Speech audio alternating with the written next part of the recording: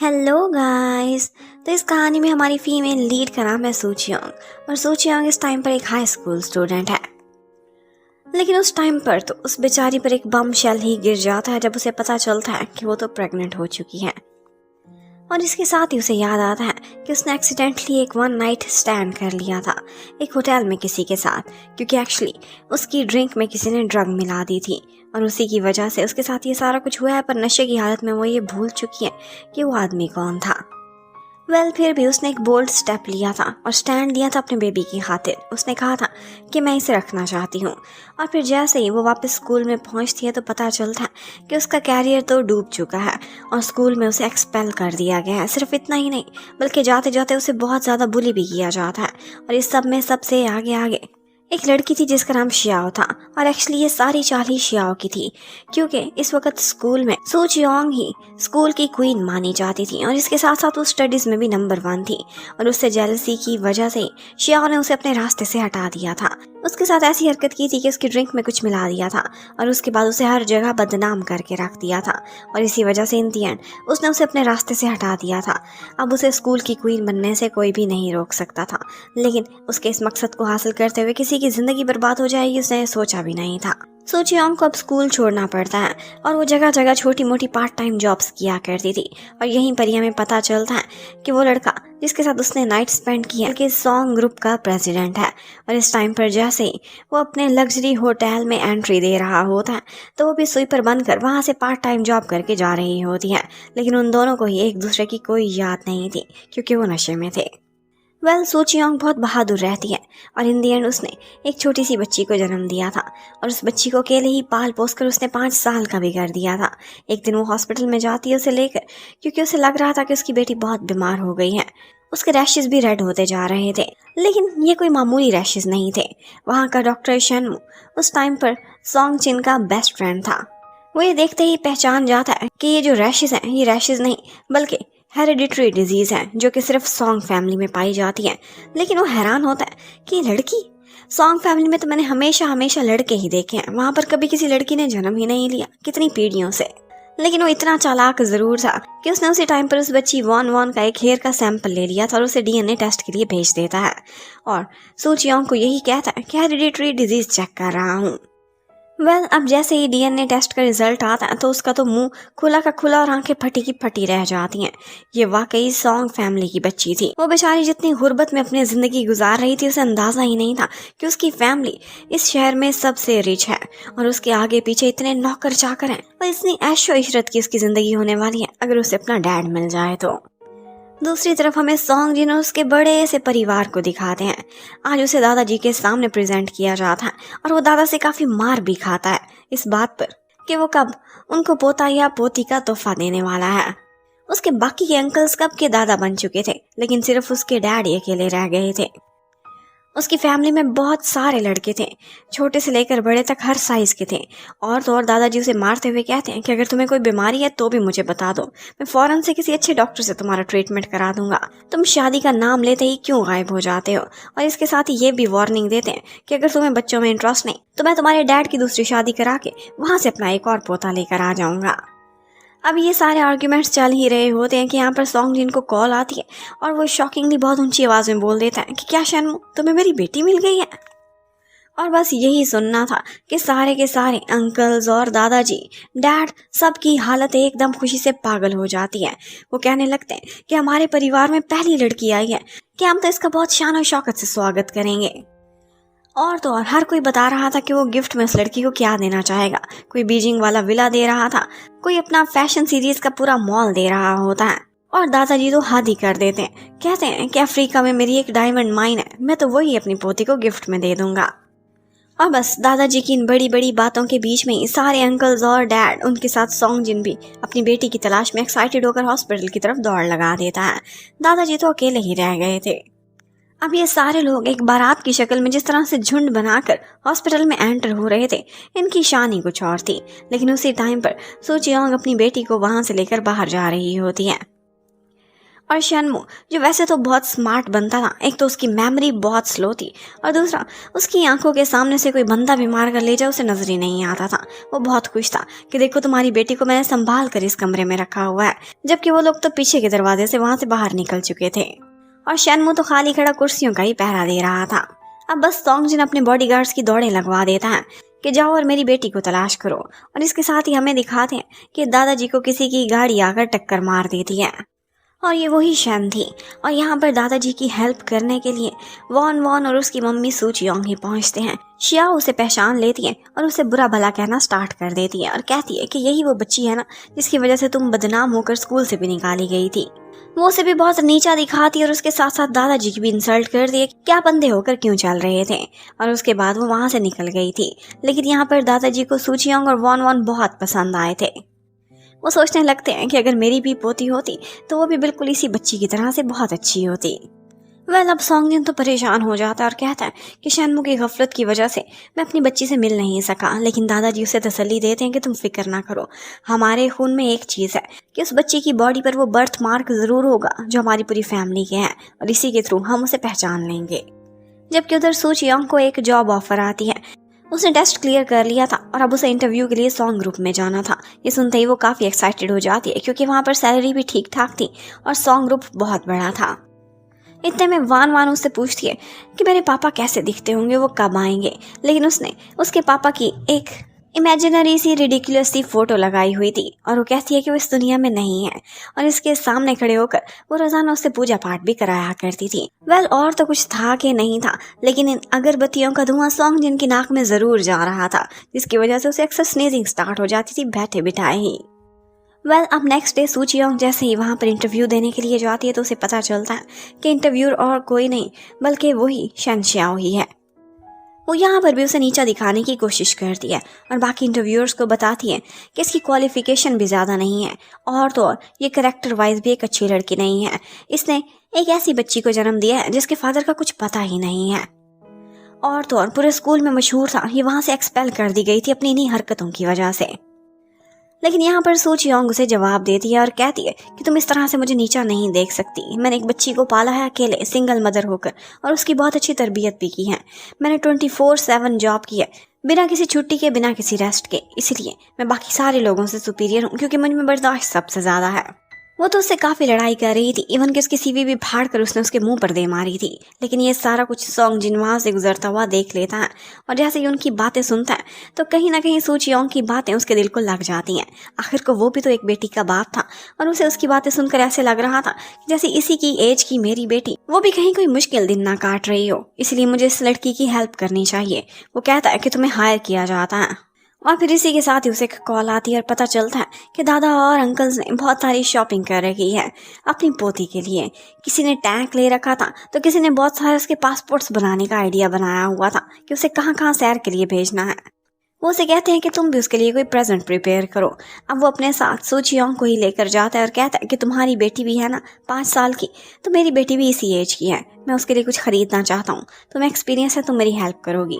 और तो और वो वहाँ पर मॉल में बहुत सारी चीज़ें खरीद लेता है और उनका इतना पैसा और इतनी शान शौकत देख कर सू चियोंग तो हैरान ही रह गई थी। वो उनमें से एक भी ड्रेस की कीमत अफोर्ड नहीं कर सकती थी। तो यहाँ पर वो एक बहुत एक्सपेंसिव सा ड्रेस उसकी बेटी को भी गिफ्ट में दे देता है कि कंपनसेशन समझो जो तुम मेरी हेल्प करने के लिए आई हो। सॉन्गजिन ने पर्सनली सू चियोंग को ये भी इजाज़त दी थी कि वो फैक्ट्री में अपनी बेटी को भी लेकर आ सकती है अगर उसकी कोई टेक केयर करने वाला ना हो या फिर उसकी तबीयत ख़राब हो, और इसी वजह से वो एक दिन उसे अपने साथ फैक्ट्री में लेकर आ जाती है। लेकिन उसे ये नहीं पता था कि यहाँ पर शियाओ ने उसके लिए एक जाल बिछा कर रखा हुआ है। उसे तो वो एक बहाने से डायरेक्टर के कमरे में फेंक देती है और वो डायरेक्टर भी बहुत गिरा हुआ इंसान था। वो उससे खुद को बचाकर किसी तरह से बाहर निकली थी, लेकिन पता चलता है कि उसकी बेटी वान वान पर चीज़ें ख़राब करने का और तोड़ फोड़ करने का इल्ज़ाम लग चुका है। वहाँ पर सारे लोग उस पर गुस्सा करने लगते हैं कि इसी की वजह से हम अपना टारगेट पूरा नहीं कर पाएंगे और लेट हो जाएंगे। वो बहुत कहती है कि मेरी बेटी इस तरह की नहीं है, कोई तो मेरी बात मानो। लेकिन वो सारे लोग शियाओ के साथ मिल चुके थे और तो और शियाओ उन सबको ऐसे भड़काती है, मैनिपुलेट करती है कि वो सब लोग बच्ची को सज़ा देने पर भी राज़ी हो जाते हैं और फिर उसको कन्फाइनमेंट रूम में भी बंद करा देती है। ये सब देखकर बेचारी सूचियोंग बहुत तड़पती है और यहाँ पर उसने सबके सामने फिर से उसके कैरेक्टर पर बहुत ज़्यादा कीचड़ उछाला था और बताया था कि होटल में पाई गई थी और इसी वजह से स्कूल से भी एक्सपेल कर दी गई थी। पता नहीं एक नहीं कितने लड़के थे वहाँ पर।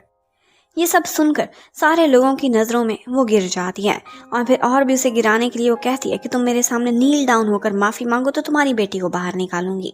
वो उसके सामने नील डाउन होने लगती है सिर्फ और सिर्फ अपनी बेटी की खातिर। लेकिन इतने में वहाँ पर सॉन्ग जिन पहुँच जाता है और कहता है कि ये सब क्या तमाशा चल रहा है। आज असिस्टेंट भी हैरान था।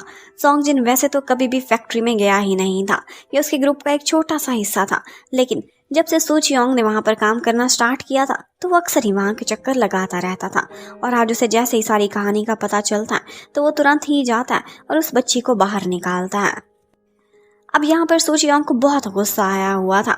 जैसे ही शियाओ कुछ बोलने की कोशिश करती थी वो उसे एक दो चांटे लगा दिया करती थी और वो सबको बताती कि किस तरह से मेरी बेटी बिल्कुल इनोसेंट है और तो और इसकी तो तबीयत भी खराब है। अब जैसे ही सॉन्ग जिन देखता है कि इस बच्ची को फीवर हो रहा है तो वो उसे अपने साथ लेकर तुरंत ही हॉस्पिटल की तरफ जाता है और जाते जाते शन शियाओ से कह कर जाता है कि अब दोबारा से तुम मुझे अपनी शक्ल ना दिखाना, तुम यहाँ से फायर हो चुकी। एक्चुअली शियाओ शन मू की ही सिस्टर थी और उसी के ही लिंक की वजह से वो सॉन्ग ग्रुप में जॉब कर रही थी। और शन मू उसकी तो मेमोरी इतनी स्लो थी कि वो जैसे ही वहाँ पर सूचियोंग और वॉन वॉन को आते हुए देखता है तो सोचने लगता है कि फेमिलियर फेसेस हैं, कहीं तो मैंने इनको देखा है। और साथ ही साथ दादाजी भी सोचते हैं कि मैंने इनको कहीं देखा है। उसे याद आता, उसे क्लिक पड़ता, उससे पहले ही दादाजी कहते अरे ये वही तो है जिन्होंने लास्ट टाइम रोड साइड मेरी हेल्प करी थी। और बस शनमो को जो कुछ याद आने लगता है वो भी भूल जाता है। वो कहता है हाँ ये वही है। और दादाजी को भी वान वान बहुत प्यारी थी। एक तो उसने उनके साथ इतना अच्छा बिहेवियर किया था और दूसरा उसे जब भी देखते थे तो सोचते थे कि मेरी पोती भी कुछ इसी उम्र की होगी और इसीलिए उसे कुछ स्पेशली ट्रीटमेंट दे रहे होते हैं। अब जैसे ही सूचियोंग वहाँ से बाहर निकलती है तो वो किसी से टकराने वाली थी, लेकिन इतने में सॉन्ग जिन आता है और उसे पकड़कर बचा लेता है। लेकिन इसी सब के बीच उनकी एक एक्सीडेंटल किस भी हो गई थी, जिसके बाद सूचियोंग बहुत शर्माती है और कहती है कि आई अंडरस्टैंड ये एक एक्सीडेंट था। जबकि शनमू की मेमोरी की हालत तो ये थी कि जब विदाई हो गई उसके बाद उसे पता चला कि ये शादी किसकी थी।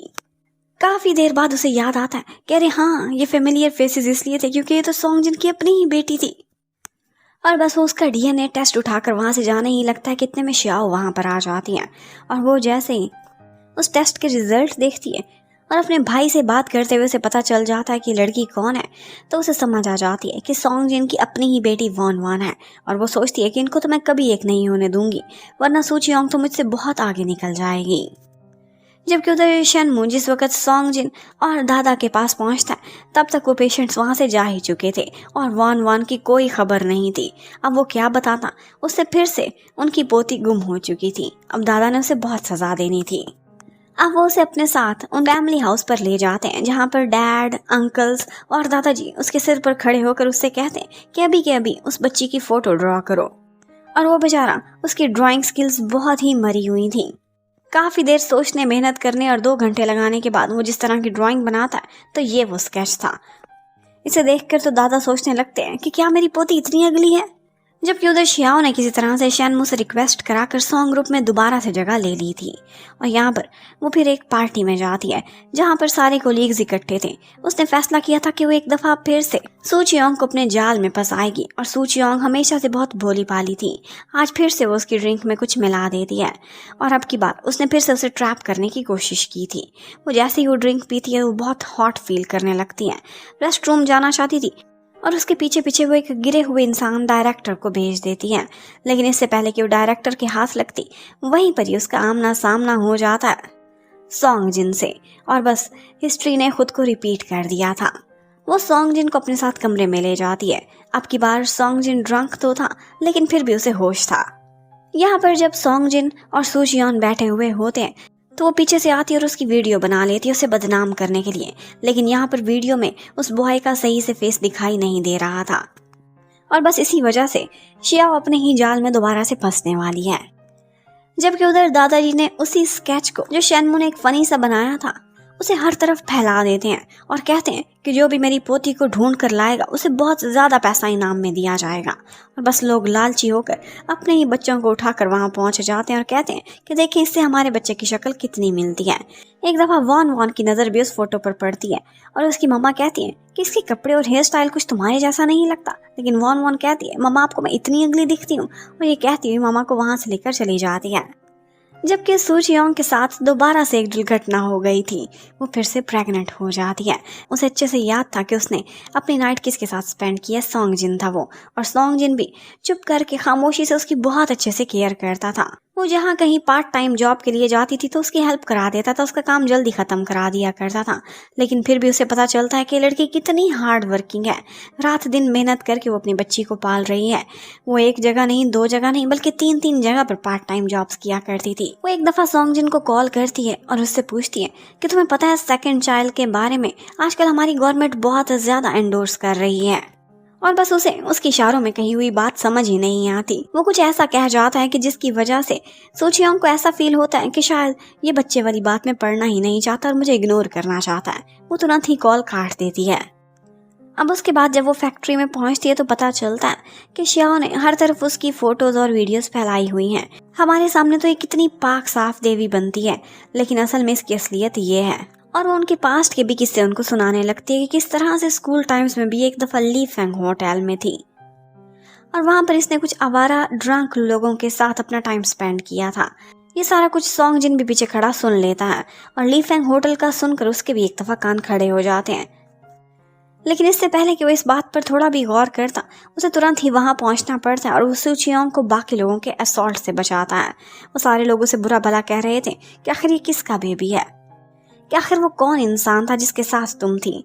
वो सारों को आकर ये कहकर चुप करा देता है कि वो गिरा हुआ इंसान जिसे तुम लोग बोल रहे हो वो मैं था। और ये सुनते ही हर किसी का मुंह खुला का खुला रह जाता है कि उनका प्रेसिडेंट था जिसे वो थोड़ी देर पहले गालियां दे रहे थे। उधर दादा और अंकल्स की तलाश तो अभी तक खत्म ही नहीं हुई थी एक पोते की। उनको ये भी नहीं पता था कि उनका एक और भी पोता या पोती इस दुनिया में आने वाले हैं। जबकि फाइनली इतने दिनों की कोशिशों के बाद एक आदमी को वो स्केच एक बच्ची से मिलता जुलता दिखाई दे जाता है और वो बच्ची कोई और नहीं बल्कि वॉन वॉन ही थी। वो उसे कहता है कि मैं तुम्हें तुम्हारे दादा के पास ले जाऊंगा, तुम मेरे साथ चलो। लेकिन वो कहती है कि मेरे डैड की डेथ हो चुकी। लेकिन वो किसी न किसी तरह लालच देकर उसे अपने साथ लाने पर राजी कर ही लेता है।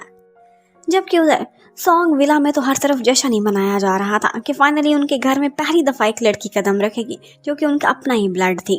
जबकि उधर शैनमू की हालत से देखने वाली थी, वो इतने अरसे से उन्हीं के ही विला पर ठहरा हुआ था और वो कहता है कि थैंक्स गॉड आपने मेरी दुआएं सुन ली। और फिर फाइनली वॉन वॉन सॉन्ग विला में कदम रखती है, जिसे देखकर हर कोई बहुत खुश हो गया था क्योंकि उनके विला में पहली दफ़ा उनकी अपनी सॉन्ग फैमिली की बच्ची आ रही थी। सारे अंकल्स, दादाजी, डैड सब उसे बहुत प्यार करते हैं और उनका प्यार देखकर एक दफ़ा तो वॉन वॉन भी बहुत खुश हो जाती है। वॉन वॉन को तो सिर्फ एक डैड चाहिए थे, लेकिन उसे फ्री में इतनी बड़ी फैमिली भी मिल गई थी जिसमें उसके इतने सारे कज़न ब्रदर्स थे उसके बॉडीगार्ड बनने को रेडी। और फिर थोड़ी ही देर बाद सू चियोंग भी वहाँ पर अपनी बेटी को तलाश करती हुई पहुँच जाती है। वो तो ये देखकर हैरान थी कि दादाजी उसे इतना प्यार कर रहे थे, सब उसे अपनी पोती बोल रहे थे। उसे पहला लम्हा तो ये लगने लगता है कि इनको पता चल गया है कि मैं सॉन्ग जिन के बेबी के साथ प्रेग्नेंट हूँ, तो ये मुझे स्वीकार कर रहे हैं और मेरी पहले वाली बेटी को भी अपनी पोती मान रहे हैं। ये देखकर वो खुश तो काफ़ी होती है और वो टची भी हो जाती है कि लोग कितने अच्छे हैं। और तो और दादाजी से ये भी कहते हैं कि मैं अभी के अभी अपने बेटे को ऑर्डर करूँगा कि वो जल्द से जल्द तुमसे शादी कर ले। अब शादी की बात सुनते ही सू चियोंग काफ़ी शर्मा जाती है और तुरंत ही वहाँ से जाने की करती है। सॉन्ग जिनको पहुंचते पहुंचते कुछ देर हो गई थी और उसके आने से पहले ही उसकी बेटी और होने वाली वाइफ वहां से जा चुके थे। दादाजी उससे कहते हैं कि तुम्हारी बेटी हमें मिल गई है, लेकिन इस शर्त पर हम तुम्हें उससे मिलवाएंगे कि तुम मुझसे वादा करो कि उसकी मॉम से तुम शादी करोगे। लेकिन सॉन्ग जिन वो तो पहले ही सू चियोंग के प्यार में पड़ चुका था। वो कहता है कि शादी मैं उससे नहीं करूँगा, ये मैं आपको पहले ही क्लियर कर दूँ। मैं किसी और से प्यार करता हूँ और वो मेरे बेबी की मम्मा भी बनने वाली है और उसी को ही मैं आपकी बहू बनाऊँगा। इस लड़की को मैं कंपनसेट करने को रेडी हूँ, चाहे जिस भी शक्ल में करना पड़े। अब ये सुनकर तो दादाजी को बहुत गुस्सा आता है। वो उसे बहुत बुरा भला बोलते हैं और वहाँ से निकाल देते हैं। अब उसके बाद सू चियोंग को एक बैंक्वेट में इनविटेशन मिलता है। वो जैसे ही वहाँ पहुँचती है तो देखती है सामने शैनमू खड़ा हुआ है अपनी सिस्टर शनशियाओ के साथ, और उसे देखते ही वो हैरान रह जाती है कि ये दोनों बहन भाई हैं। एक तरफ उसका भाई था शैनमू जो इतना काइंड और इतना स्वीट डॉक्टर था, जबकि दूसरी तरफ उसकी सिस्टर जो जब भी मुंह खोलती थी तो कुछ बुरा ही बोलती थी। जब शियाओ उसे बुली करने की कोशिश करती है तो वो उससे कहती है कि तुम मुझे कहीं से भी रियल ब्रदर सिस्टर लगते ही नहीं हो, तुम कितनी गिरी हुई हो। और फिर इतने में दादाजी का पर्सनल असिस्टेंट आता है जो कि सूचियोन को बहुत रिस्पेक्ट के साथ अंदर लेकर चला जाता है और ये देखकर शियाओ जलती ही रह जाती है। लेकिन सूचियोन ने अंदर जाते जाते कोई बात सुन ली थी और वो सोंगजिन था जो कि अपने असिस्टेंट से कह रहा था कि मैं भी देखना चाहता हूँ कि वो कौन सी लड़की है जो मुझे बेटी को लेकर ब्लैकमेल कर रही है और हमारी फैमिली का हिस्सा बनना चाहती है। वो यकीनन हमारी वेल्थ और हमारी पावर के पीछे होगी। उसे श्योर था कि वो कोई लालची इंसान होने वाली है। ये सब सुनकर एक दफ़ा सूचियोन का दिल टूट जाता है। वो जैसे ही अंदर पहुंचती है तो दादाजी उससे कहते हैं कि हमने अपनी इन्वेस्टिगेशन पूरी करा ली है और इस बच्ची का 2 दफ़ा डीएनए टेस्ट कराया गया है। उसके अकॉर्डिंग ये सोंगजिन की ही बेटी है। अब ये सुनते ही एक दफ़ा तो सूचियोन हैरान ही रह जाती है। वो 2 दफ़ा प्रेग्नेंट हुई थी और दोनों दफ़ा एक ही पर्सन से, वो भी एक्सीडेंटली। लेकिन उसने सोंगजिन का माइंडसेट पढ़ लिया था और वो जैसे ही कमरे में आता है वो सूचियोन की शक्ल देखे बगैर ही उसे बुरा भला कहते हुए आता है कि कौन है जो मुझसे क्लिंग करना चाहती है, मैं उससे शादी नहीं करना चाहता। लेकिन जैसे ही सूचियोन की शक्ल देखता है तो बस हैरान ही रह जाता है कि क्या ये तुम हो और वॉन वॉन ये मेरी बेटी है। और फिर बस दादा और पोते की आपस में लड़ाई शुरू हो जाती है। वो कहता है कि आपने मुझे पहले क्यों नहीं बताया कि ये लड़की सूचियोन है, यही तो है जिससे मैं प्यार करता हूँ। लेकिन तब तक सूचियोन को अपनी सेल्फ रिस्पेक्ट बहुत प्यारी थी। वो कहती है कि ठीक है, आप लोगों के और हमारे स्टेटस में बहुत फ़र्क है। माना मेरी बेटी को अपना बाप मिल चुका है, लेकिन फिर भी ये मेरे साथ ही रहेगी। मैं कोई आप लोगों के स्टेटस या वेल्थ के पीछे नहीं हूँ। मैंने पहले भी अपनी बेटी को बहुत अच्छे से अब तक पाला है और आगे भी मैं ये कंटिन्यू कर सकती हूँ। और फिर बस दादाजी का सारा गुस्सा दोबारा से अपने पोते सोंगजिन पर ही निकलता है कि तुम उल्टा सीधा बोल गए, इसलिए मेरी प्यारी बहू ने ये सारा कुछ दिल पर ले लिया है। अब तुम्हारी ही ड्यूटी है, जाकर इसको मनाओ। और वो भी उसके पीछे पीछे भाग जाता है। अब सोंगजिन उसके पीछे दीवानों की तरह से जा रहा था। शियाओ को ये देखकर बहुत जेलसी होती है। उसने तो मन ही मन सोचा हुआ था कि अपने बिजनेस पार्टनर्स की ये सोंग फैमिली जो कि बहुत स्ट्रांग है, इसी की मैं बहू बनूंगी। लेकिन सूचियोन से तो वो बचपन से नफरत करती थी, वो ये कैसे एक्सेप्ट कर सकती थी। अब सोंगजिन उससे माफ़ी मांगता है और सूचियोन को समझाने की कोशिश करता है और कहता है कि तुम मेरी रिस्पॉन्सिबिलिटी हो और ये बेबीज़ भी, और मैं इनकी केयर करूँगा। प्लीज़ मुझे माफ़ कर दो, मेरी इसे कंपनसेशन ही समझो, लेकिन मैं तुम लोगों को अपनी लाइफ में लेकर आना चाहता हूँ। लेकिन सूचियोन उसे इनकार करके वहाँ से जाने ही वाली थी कि इतने में उसकी तबीयत बिगड़ जाती है और सोंगजिन उसे कैरी करता हुआ हॉस्पिटल ले जाता है। अब हॉस्पिटल पहुँचते ही उन लोगों को एक नहीं बल्कि 6 गुड न्यूज़ मिलती हैं और पता चलता है कि इस टाइम पर सूचियोन जो प्रेग्नेंट है उसके पास 6 बेबीज़ होने वाले हैं। और दादाजी तो ये सुनते ही खुशी से पागल हो जाते हैं और कहते हैं कि मुझे यकीन था इसकी दफ़ा भी बहुत सारे बेबीज़ होंगे, क्योंकि सोंगजिन के सारे अंकल्स के पास 6 या 7 बच्चे थे। वो बहुत खुश होते हैं कि सोंगजिन ने शादी करते करते इतनी लेट कर दी, लेकिन एक ही दफ़ा छक्का दे मारा। अब वो ऑर्डर कर देते हैं कि सूचियोन हम कुछ भी नहीं सुनेंगे, तुम्हें हमारी फैमिली में आना ही होगा और हम लोग तुम्हारी केयर करेंगे। तुम हमारे लिए इतना कुछ कर रही हो, हमें इतने क्यूट से बेबीज दे रही हो, हायर्स दे रही हो, तो हमारी भी रिस्पॉन्सिबिलिटी है कि हम तुम्हारी सेवा करें। अब यहाँ पर हॉस्पिटल में शियाओ भी पहुंची हुई थी और वो जितना ही सूचियोन को देखती थी वो उतना ही जलने लगती थी। अब वो अपने भाई शनमू के पास जाती है और कहती है कि ये सब क्या चल रहा है। वो कहता है कि अगर तुम्हारे मन में सोंगजिन है तो उसे भूल जाओ, उसकी ऑलरेडी ही एक वाइफ है और बहुत सारे बेबीज भी होने वाले हैं। लेकिन वो उसे याद कराती है कि क्या तुम्हें अपनी सिस्टर शनजया याद है? बचपन में दादाजी ने वादा किया था कि शनजया की शादी सोंग फैमिली में होगी। अब शनजया तो रही नहीं, उसकी डेथ हो गई है, तो मैं ही उसकी रिप्लेसमेंट हूँ, तो वो वादा आज भी नल एंड वॉइड नहीं होगा। तो वो किसी तरह से अपने डैड और भाई को मनाकर सोंग फैमिली में जाती है और कहती है, और वो कहते हैं कि आपने सोंगजिन की शनजया से शादी का वादा किया था। शनजया तो नहीं रही, हमारी एक और बेटी है जो कि बेशक एडॉप्टेड है, लेकिन फिर भी हमारी बेटियों की तरह से हमें प्यारी है। आप इसकी शादी सोंगजिन से कर दें। लेकिन दादाजी साफ इनकार कर देते हैं और कहते हैं कि सोंगजिन की पहले ही कहीं से शादी फिक्स हो चुकी है और वैसे भी वादा शनजया के साथ हुआ था, इस शनशियाओ के साथ नहीं। अब बस जैसे ही इनकार होता है तो शियाओ अपना असली रूप दिखा देती है और कहती है कि वो सूचियोन आपको स्वीकार है, जिसका कोई पता ही नहीं, ऑर्फन है, पता नहीं कहाँ से आई है, उसके कौन पेरेंट्स हैं भी कि नहीं हैं, उसको अपनी फैमिली में लेंगे तो आपकी इज्जत बहुत ख़राब होगी। अब सारे कहते हैं दादाजी से सॉरी करो, लेकिन वो सॉरी भी नहीं करती और गुस्से में बाहर निकल जाती है और कहती है कि सूचियोन को तो मैं हरा कर ही रहूँगी। उधर सूचियोन अपने घर पर थी कि इतने में उनके घर पर कोई मिलने के लिए आता है और वो कहते हैं कि हम सोंगजिन के अंकल्स हैं और हम अपनी बेटी वॉन वॉन से मिलने के लिए आए हैं, कुछ गिफ्ट्स भी लेकर आए थे। सूचियोन भी बहुत चालाक थी, वो उनसे पूछती है कि अच्छा थोड़ी अपनी डिटेल्स तो बताएं, आपकी फैमिली में कितनी बेटियां हैं?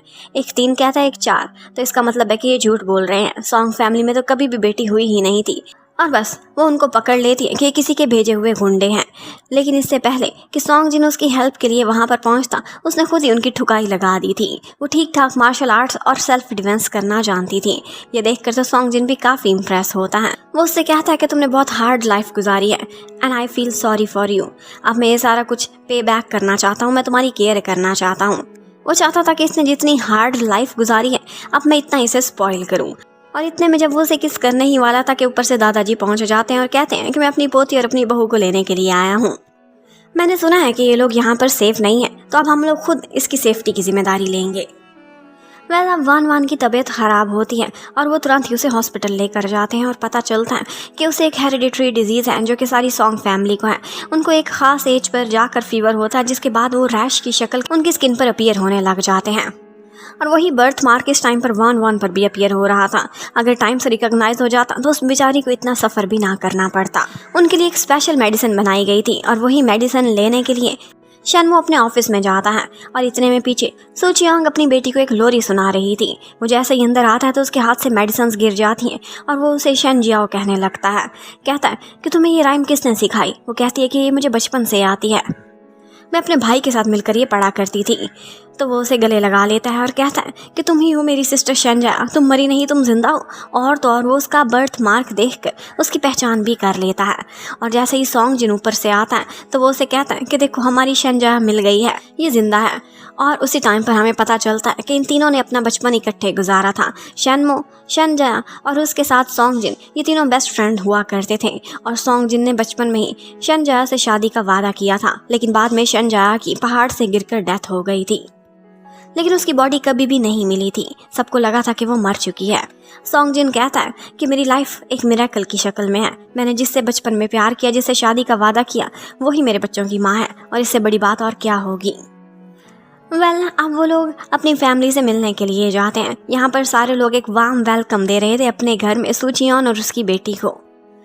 और इतने में वहाँ पर शन शियाओ भी पहुँच जाती है, जो कि दोबारा से आकर उसे सरेंडर करने की कोशिश करती है।